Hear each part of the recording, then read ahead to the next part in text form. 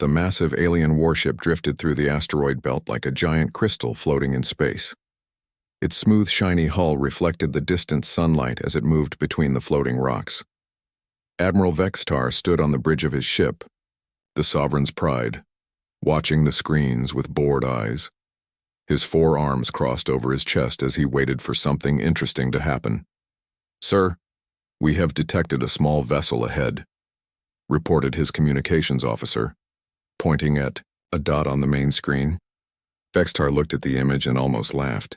The ship looked like someone had taken a metal box and stuck engines on it. It was ugly, square, and covered in thick plates of dark metal. Compared to his beautiful crystalline warship, it looked like a flying brick. "Another primitive species," he said with a snort. "Send them the standard message. Tell them to leave our territory immediately." Captain Kim Tae-ho sat in his command chair aboard the mining ship, Iron Mountain. His ship was not pretty, but it was strong. Every plate of metal on its hull was thick enough to stop asteroids. Every system had backups, and those backups had backups too. Around him, his crew worked quietly at their stations. "Captain, we're getting a message from that big ship," said Communications Officer Choi Hye-jin, looking up from her console. "What do they want?" Tae-ho asked, studying the alien vessel on his screen.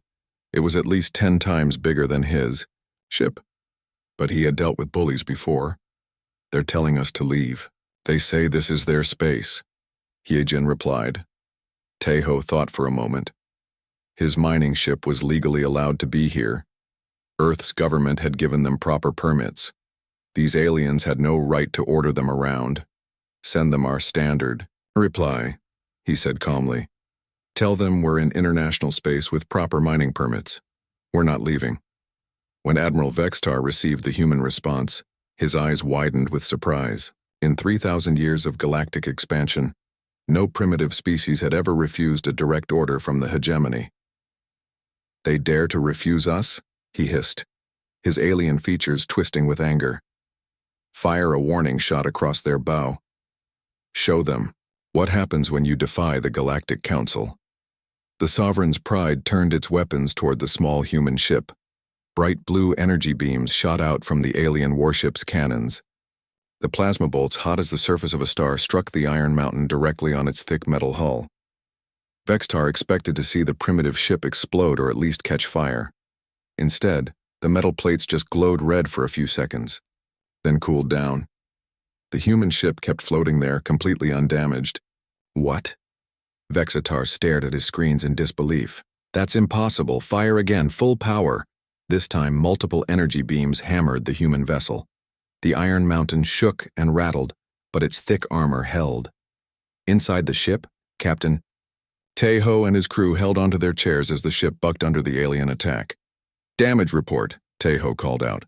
"Hull temperature is high but within safe limits," reported Engineer Park Min-ho. "All systems are working normally. The armor is doing its job." Weapons Officer Lee So-young looked up from her console.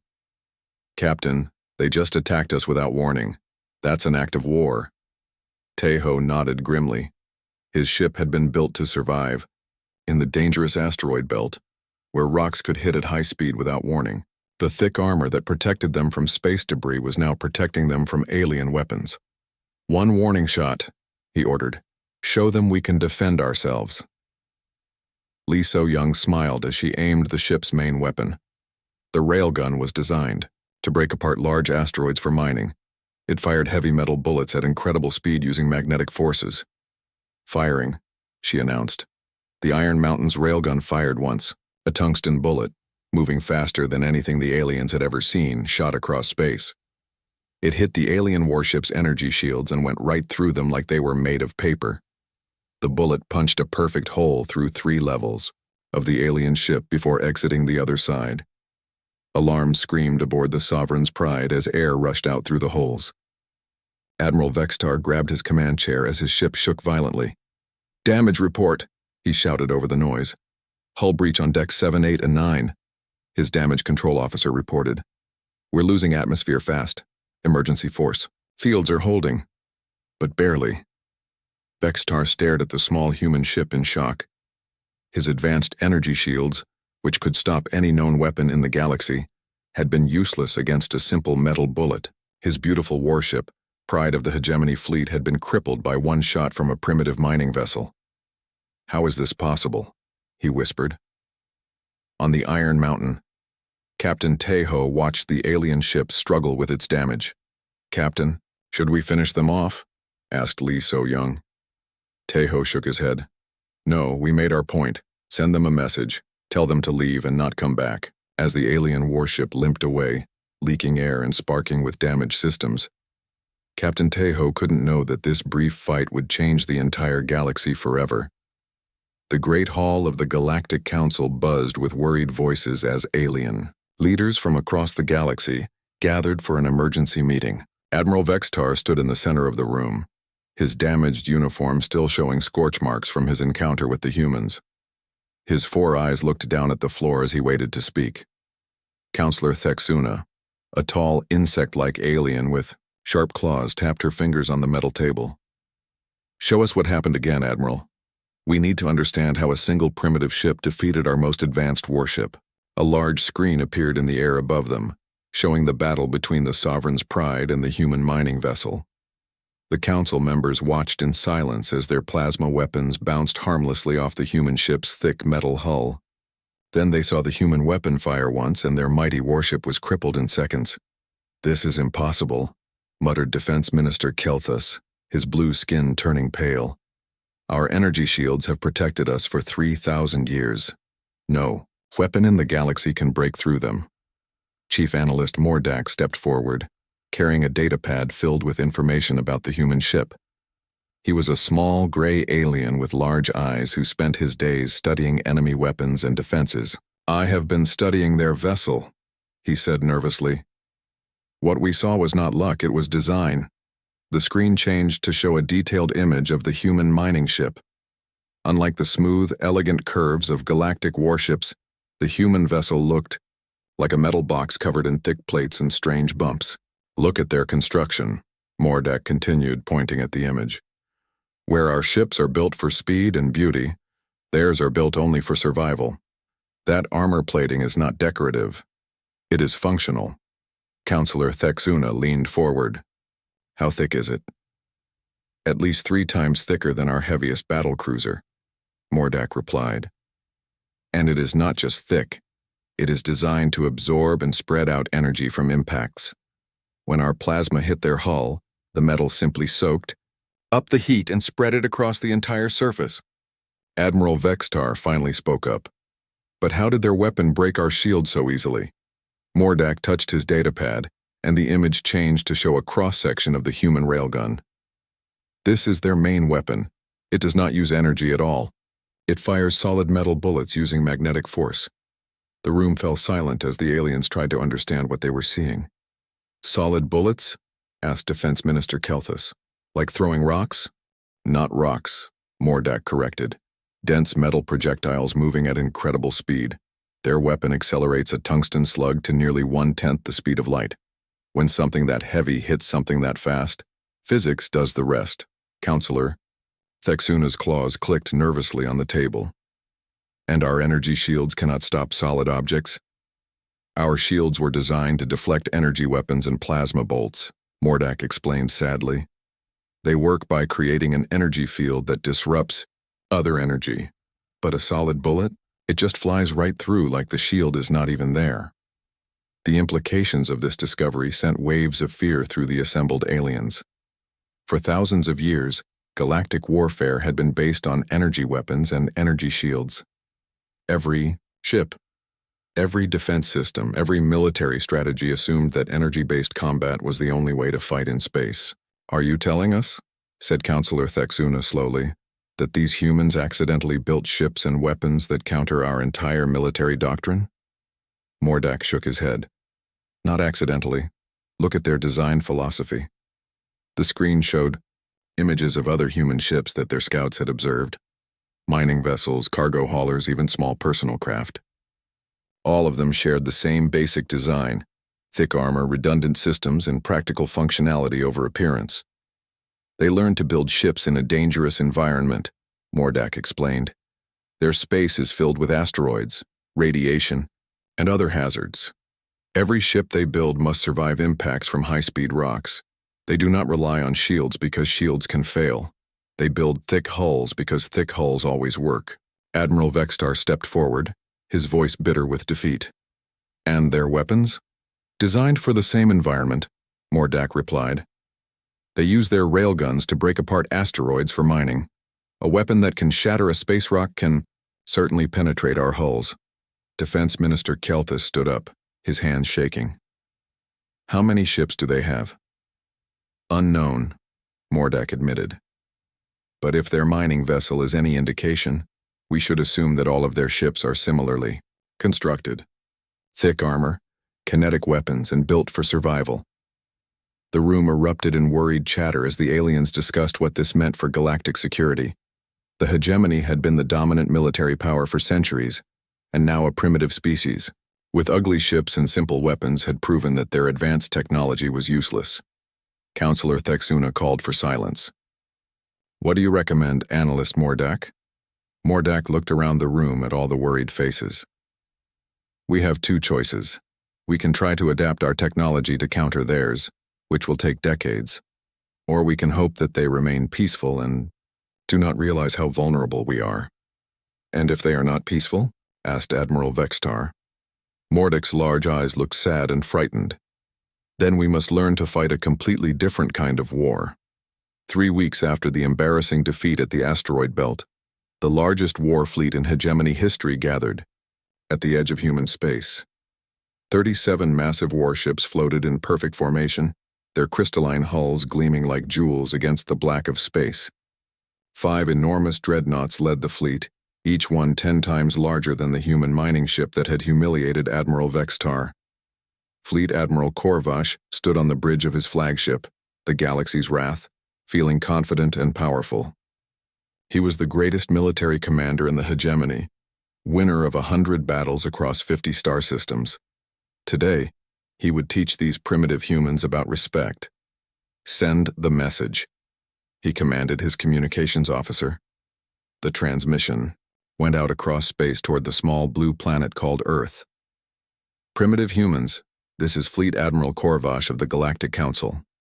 You will surrender your entire species unconditionally, or we will destroy every ship, every station, and every city in your pathetic system. You have 1 hour to respond. On Earth, in the underground command center of the Earth Defense Force, Admiral Park Ji-sung read the alien message with calm eyes. He was a small, quiet man who had spent 30 years preparing for this exact moment. Around him, officers worked at dozens of screens showing the positions of every ship and weapon in the solar system. Sir, the alien fleet is massive, reported his tactical officer, Major Kim Dong-woo. 37 ships, including 5 of their largest class. Admiral Park nodded slowly. Send our reply. The human response was simple and direct. This is Admiral Park of the Earth Defense Force. You have entered our home system without permission and threatened our people. You have 1 chance to leave peacefully. Take it. When Fleet Admiral Korvash heard the human reply, he laughed so hard that his entire bridge crew could hear him. 1 chance? They give us 1 chance? He wiped tears from his alien eyes. These primitives think their handful of mining ships can threaten the greatest fleet ever assembled. But as his sensors began scanning the human system more carefully, Korvash's laughter died in his throat. What he had expected to find was a few dozen primitive vessels hiding behind their planet. What he actually found made his blood run cold. Sir, his sensor officer called out, voice shaking with fear. I'm reading hundreds of contacts throughout the system. The main screen lit up with red dots showing human ships and installations. There were patrol fleets near the outer planets, massive orbital platforms around the gas giants, hidden bases built inside asteroids. Even the small rocky planets had defensive installations carved into their surfaces. How many ships? Korvash demanded. Over 300 confirmed contacts, sir. And these readings. The sensor officer paused, checking his instruments again. Sir, some of these asteroids are showing power signatures. I think they've been hollowed out and turned into weapons platforms. On the bridge of the Earth Defense Force flagship, Indomitable, Admiral Park watched the alien fleet through his viewscreen. His ship was not beautiful like the alien vessels. It looked like a giant metal brick covered in weapons and armor plates. But it was exactly what he needed for this fight. "All stations report ready, Admiral," said Lieutenant Commander Nam Juwan from the communications station. "Very good," Park replied calmly. "Signal all commands. Operation Fortress Wall is now active." Across the solar system, human defenses came online. Hidden weapon platforms emerged from asteroid caves. Patrol fleets moved into attack positions. Even civilian ships began powering up their weapon systems. Captain Song Minji, the fleet weapons officer, looked up from her control panel.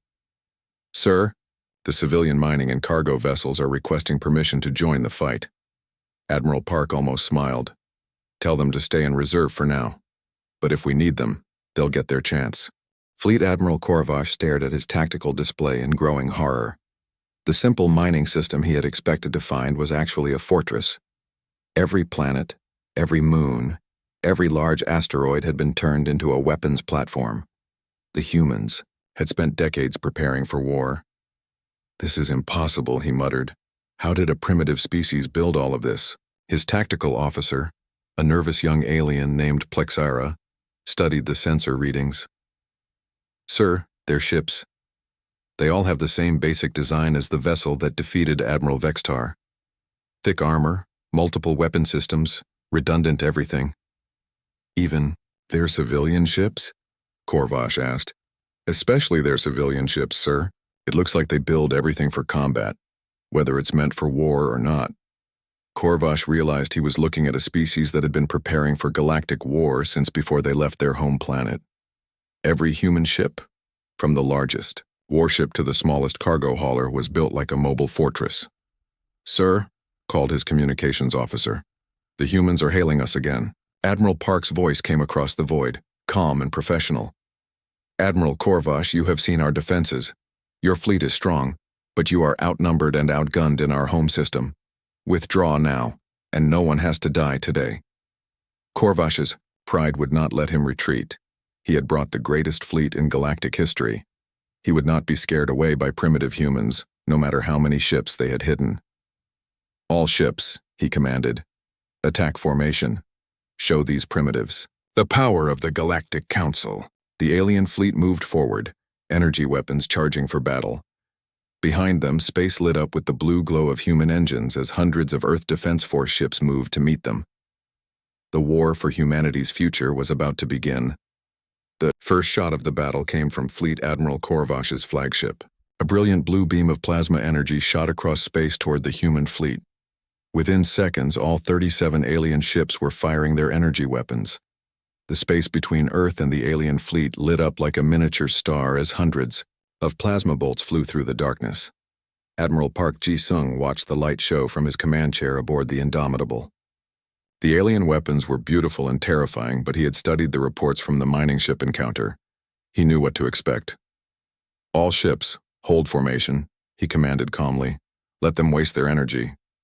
The plasma bolts struck the human fleet like waves hitting a rocky shore. The thick armor plating on the human ships glowed red-hot as it absorbed the energy, but the ships themselves kept moving forward without slowing down. Captain Yoon Sung-ho, of the heavy cruiser Thunderbolt, watched his hull temperature readings climb as alien fire hammered his ship. "Engineering, how are we doing?" "Armor is holding fine, Captain," reported Chief Engineer Bae Sung-min. "Hull temperature is high but still within safe limits. These aliens hit hard, but our armor was built for this." Fleet Admiral Korvash stared at his tactical display in disbelief. His entire fleet had been firing for 5 minutes, and the human ship showed no signs of damage. Their ugly, boxy vessels just kept coming, absorbing energy that should have vaporized them. "How are they? Still functional?" he demanded. "Sir, their armor is too thick," his weapons officer replied nervously. "Our plasma disperses across the surface instead of penetrating." "Then fire everything, maximum power." But Admiral Park had seen enough. "All ships return fire. Show them how humans fight." The human response was immediate and devastating. Instead of elegant energy beams, the human fleet unleashed a storm of solid projectiles. Railgun slugs, missiles, and kinetic penetrators shot across space at incredible speed. The first tungsten bullet hit the alien cruiser, Star's Edge, and punched clean through its energy shields. The projectile tore through the ship's beautiful, crystalline hull, shattered internal bulkheads, and exited through the engine section. The cruiser exploded in a ball of fire and debris. "Shields down on multiple ships," screamed Korvash's tactical officer. "Their weapons are penetrating everything." Captain Song Minji aboard the Indomitable coordinated the human attack with deadly precision. "Target their largest ships first. Concentrate fire on the dreadnoughts." The human missiles were not like anything the aliens had seen before. Instead of energy warheads, they carried dense metal penetrators or old-fashioned nuclear explosives. When they hit the alien ships, they didn't just damage the hulls, they destroyed everything inside. Captain Yoon Sung-ho led his squadron of heavy cruisers directly into the alien formation. All ships close to point-blank range. Show them what real ship-to-ship combat looks like. The human vessels, built like flying fortresses, charged straight at the alien fleet. They absorbed the enemy fire and kept coming, their thick armor glowing but holding strong. When they got close enough, their weapons became even more deadly. "Sir, the humans are not fighting like civilized beings," reported Korvash's tactical officer. "They're ramming straight into our formation." The aliens were used to elegant, long-range energy duels. The humans fought like street brawlers, getting close and hitting hard. Their ships could take punishment that would destroy any alien vessel, and their weapons were designed to punch through anything in their way. From hidden asteroid bases throughout the solar system, human fighter squadrons launched to join the battle. Lieutenant Colonel Ojihai led her wing of heavy fighters toward the alien dreadnoughts. "Remember, these aren't interceptors," she told her pilots over the radio. "We're flying armored bombers. Get in close and hit their weak spots." The human fighters looked more like tiny warships than traditional aircraft. They were covered in thick armor and carried weapons powerful enough to damage capital ships. When the alien point defense systems tried to stop them, the fighters just absorbed the hits and kept coming. Even more surprising to the aliens was when human civilian ships joined the fight. Mining vessels and cargo haulers, all built with the same thick armor and practical weapons, emerged from hiding places throughout the solar system. Captain Lee Jae-won of the mining ship, Rockbreaker, fired his industrial laser at an alien frigate. The tool designed for cutting asteroids sliced through the enemy ship's hull like paper. "This is amazing," he called out over the radio. "Our mining equipment works great on alien ships too." The tide of battle turned completely when Admiral Park activated the system's hidden defenses. Hundreds of weapon platforms that had been disguised as asteroids suddenly powered up and began firing. The alien fleet found itself surrounded by enemies on all sides. "We're trapped." Korvash's navigation officer shouted. "There are weapon platforms everywhere." The beautiful alien fleet, which had seemed so powerful and elegant at the start of the battle, was being systematically destroyed by the practical, ugly human warships.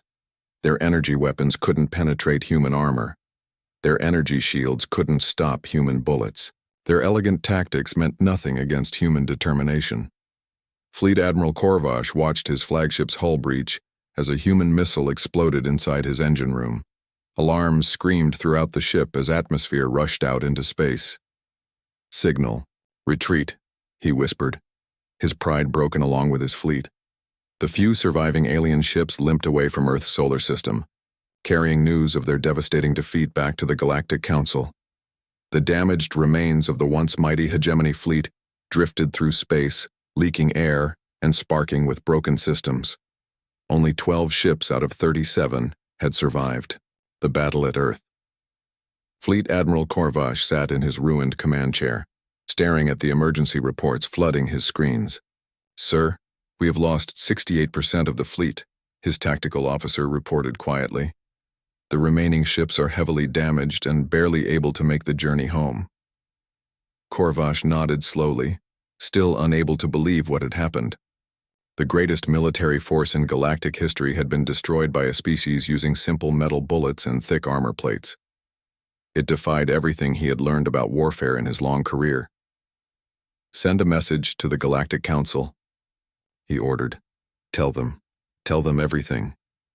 Back in the council chambers, the emergency session had been going on for 3 days. Representatives from dozens of alien species sat around the great table, all of them frightened and confused by the news from Earth. Councillor Thexuna read Korvash's battle report for the 3rd time. They destroyed 25 of our finest, warships using mining equipment and cargo vessels. Defense Minister Kelthus looked pale and shaken. According to this report, even their civilian ships are more heavily armed and armored than our military vessels. How is such a thing possible, Chief? Analyst Mordak stepped forward with new data.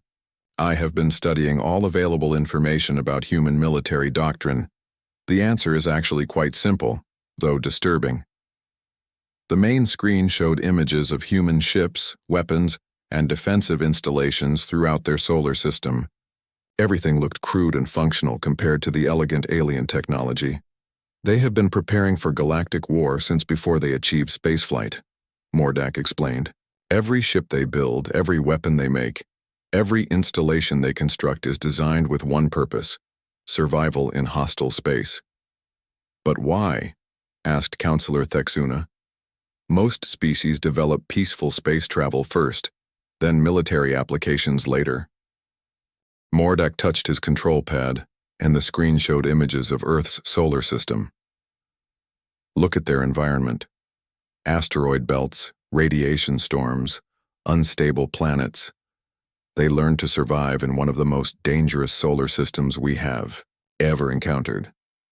The screen changed to show human mining operations where massive ships tore apart asteroids while being bombarded by debris and radiation. Every day in space is a battle for survival, Mordak continued.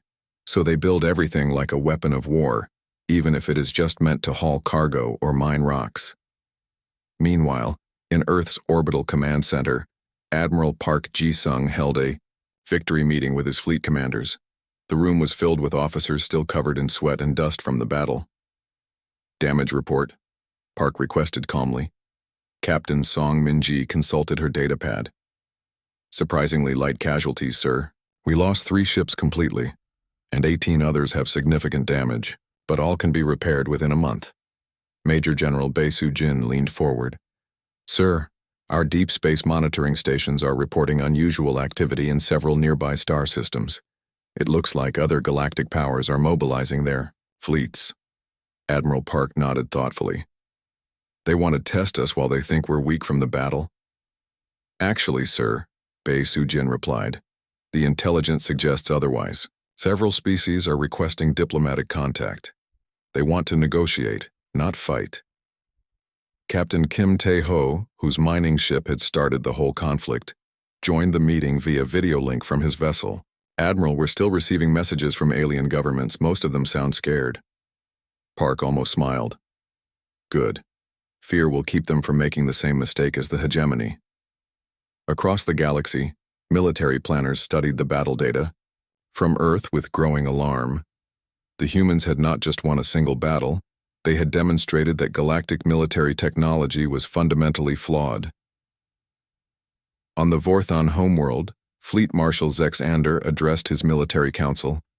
Their kinetic weapons make our energy shields useless. Their thick armor makes our plasma cannons ineffective. How do we fight an enemy that counters everything we know about warfare? His chief weapons designer, a brilliant engineer named Quixora, had been studying human technology for days. We cannot, Marshal. Our entire military philosophy is based on energy warfare. To fight the humans effectively, we would need to rebuild our entire fleet from scratch. How long would that take? Zexander asked. Decades, Marshal. And even then, we would just be copying their technology instead of developing our own advantages. Similar conversations were happening on dozens of worlds throughout the galaxy. Military leaders who had been confident in their superior technology now faced the reality that a primitive species had made their advanced weapons obsolete. The Galactic Council convened one final emergency session to decide humanity's fate. But this time, the discussion was not about conquest or punishment. We have 3 options, announced Councillor Thexuna to the assembled delegates. We can attempt to match their military technology, which will take decades and enormous resources. We can form a coalition of all galactic powers to overwhelm them with numbers, risking massive casualties. Or, she paused, looking around the room at the frightened faces of galactic leaders. Or we can accept that the balance of power has changed. Humanity is now a major galactic force, whether we like it or not. Defense Minister Keltha stood up slowly. I vote for diplomatic contact. We need to learn to coexist with them, not fight them. One by one, the other council members agreed. The age of easy galactic dominance was over. Humanity had changed the rules of warfare, and everyone else would have to adapt or risk destruction. In the outer colonies, human expansion continued quietly but steadily. Their warships, looking like flying fortresses to alien eyes, patrolled new territories and protected growing settlements. The galaxy had learned a hard lesson about underestimating species that looked primitive but fought like demons. The age of human space power had begun, and nothing would ever be the same.